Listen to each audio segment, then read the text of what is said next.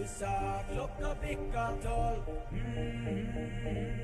Vi var full og mista all kontroll. Du sa du lå ved siden av meg.